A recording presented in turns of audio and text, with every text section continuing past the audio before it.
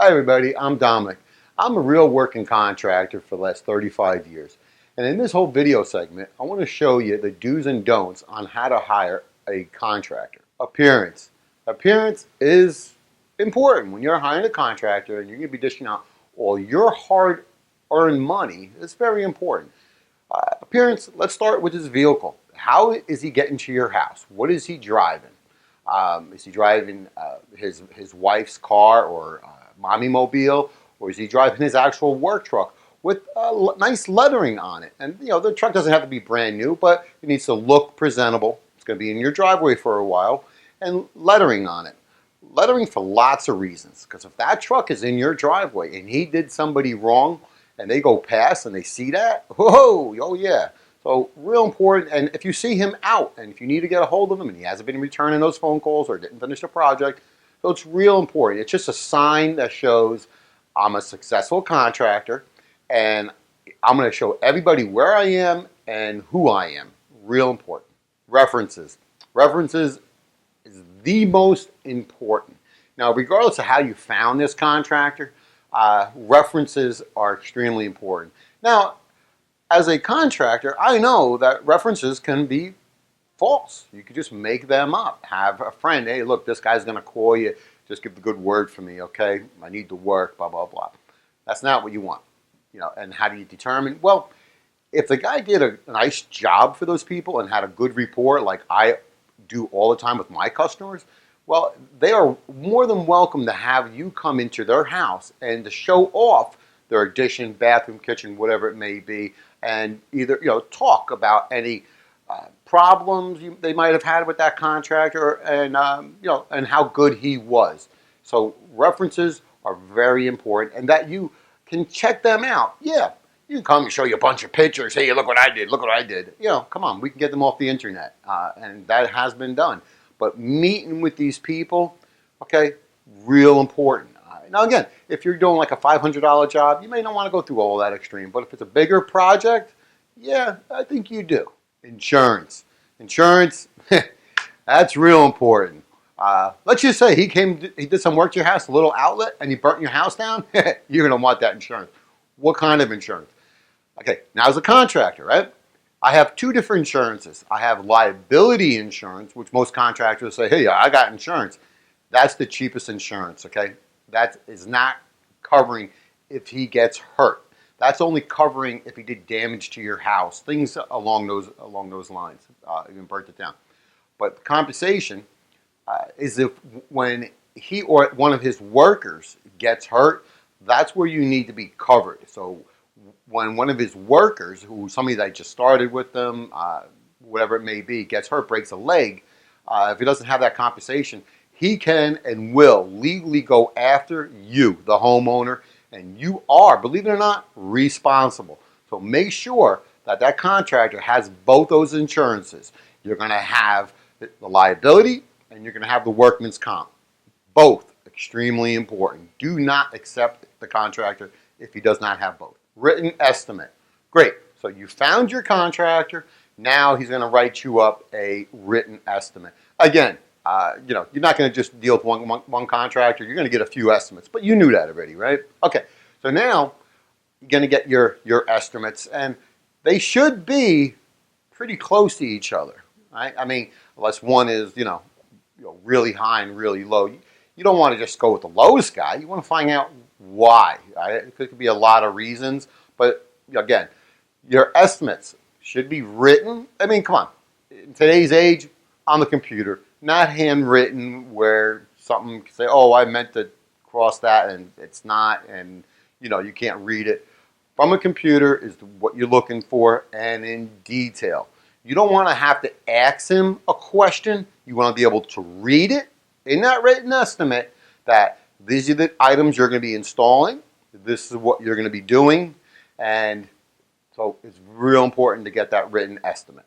Home address. Whoa, why does that matter? It matters a lot. Think of a contractor.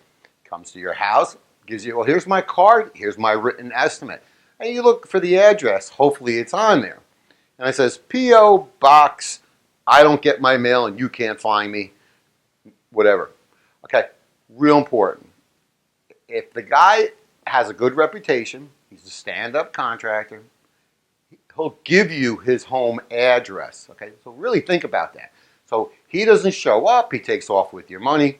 You know where to go find him because you have his address, and hopefully that is correct. Okay, now it's either his home address, which a lot of contractors will use, but he could be a bigger company and they have an actual building, so that would also be acceptable. Okay, but think about it. Home address. If he doesn't want to give it to you, then why should you give him your money? Right? Real important. Contract. Okay. Now you picked, between all your estimates, you pick the contractor, you call them up and say, look, I'd like to give the job to you. Now we need a contract in writing. All the details, everything in there, that quote that you just got, well, that should be in the contract, okay? Because you don't want to just say the quote is this, but now the contract says, okay, you're going to give me X amount of money to do your bathroom. Blah. Not good enough. We need that detail in that contract. And now in that contract is going to be all kinds of stuff. Your payment disbursements, his home address, his insurance companies, and any change orders are real important because your contract is from start to finish for that project. But you may decide that you want to do something a little different or a different brand of a product. Well, that should be in there because that changes the money. So that's real important that you have a contract. And that contract is also going to have your start dates, your end dates, and most important, on a contract from a contractor, okay? Although the contract was completed. Yeah, I can't argue. He said he was going to do that. Is it done? Yes. Does it look like poop? Yes. Okay? But the fact is he completed it.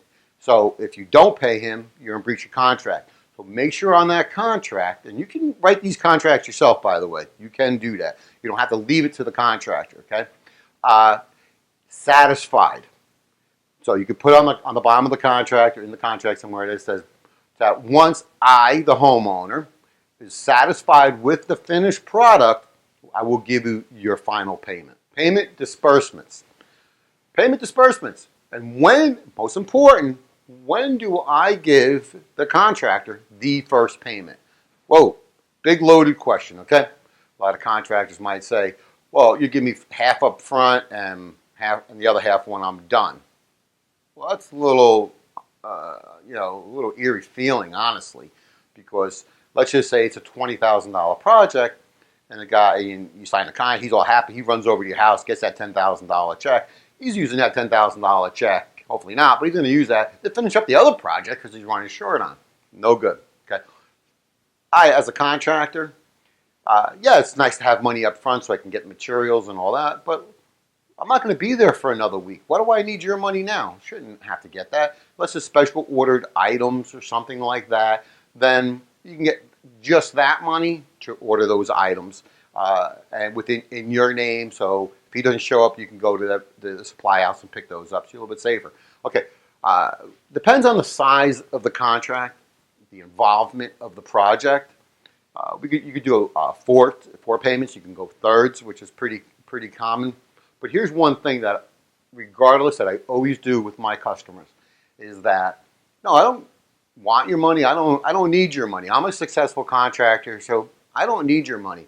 However, once I arrive at the job site, yeah, I want your money. I'll even work that day, but yeah, I want your money by the end of the day, and I need materials. Okay, I have a few dollars in the bank that I can go buy your 2x4s and whatever, and pay those guys for that half day until I get that check. So if indeed the contractor is a decent guy, a good businessman, he will agree with that. No. When you come to my house, that, say, Monday to start, like you said in the contract, then I will give you your money. You don't need to pay for anything beforehand. I don't care. And I know any contractors watching this video, they're not going to like it, but come on, guys. It's the truth. So your payment disbursement is real important. And on the contract, final satisfied. So at this point, you should still owe him money, and a good deal of money. And he's jonesing to get that end payment and to go on to the next project. But he also remembers satisfied. So everything's going to be clean. Everything's going to look nice and work and not leak and not spark and not crack. So things like that. Real important on the payments. And that's what it's all about. The end result. Did he do a good job? Are you happy with it? And he did not rip you off. Start date. Start date is real important. So although you hired your contractor and you may not be ready for him or he may not be ready for you, it's important that you do establish in the contract a start date and time and a finish date. That's real important. That you get all that in writing and well established way ahead of the game, okay? Because he can say, I'll be done September 1st, but you're going to have a bunch of people in the house September 2nd for a birthday party. That's well planned way ahead of time. So real important that you have that. Permits. Now, who gets the permits? You as the homeowner or the contractor? Always, always the contractor is going to get the permits. Why? Real important. You as a homeowner go to the town and get a permit. Well, you don't need anything to get that permit. You just need to be you, a few dollars for the permit fee, sign some papers, get your permit. Now, on the other hand, the contractor, well, he has to jump through some hoops. The building inspector may say, well, I need a detailed drawing, real important. But most important is that the insurances that I spoke earlier about, well, now that building department is going to want to see those insurances from the contractor. So real important. Now, with the permits, you're also going to take lots of pictures. You're going to take pictures of everything. Now, say you're doing an upstairs bathroom to your house, okay? You don't necessarily have to take pictures of the bathroom beforehand, which would be a good thing. But you also want to take pictures, maybe even a video, of the whole trail that contractor is going to lead, say coming through the front door. You want to make sure that nothing's, the pictures like that shows that everything is nice and clean and no scrapes and scratches on the walls. If so, you have these pictures to say, hey, they weren't there before. Can you please fix them? Real important. Just keep those pictures, okay? I mean, what does it really cost to take a couple pictures here and there? Good idea. Final completion. Wow, the project's done. It's great. It looks good, or it doesn't. Okay, either one. You had all this in the contract, and but the contractor comes to you and says, "Well, I'm all done, Mrs. Jones. Can I have my final payment now?" Okay, so real important. You touch back on everything prior. That everything looks good and you're happy. There's no leaks, no sparks, nothing like that, or whatever it may be. That you're completely happy with it. And now you can write that final check and kiss them goodbye. So if you listen to this whole video, you honestly have a very slim chance of getting ripped off. And just make sure that you do your references, you do all your homework. You're not in a rush, right? You treat it and fall on the house and it's leaking or anything like that. So do your homework and you'll be safe. Goodbye. Well, I'm Dominic. I hope you learned how to hire a contractor. And for sure, any contractors watching this, I know you don't like it. So, too bad.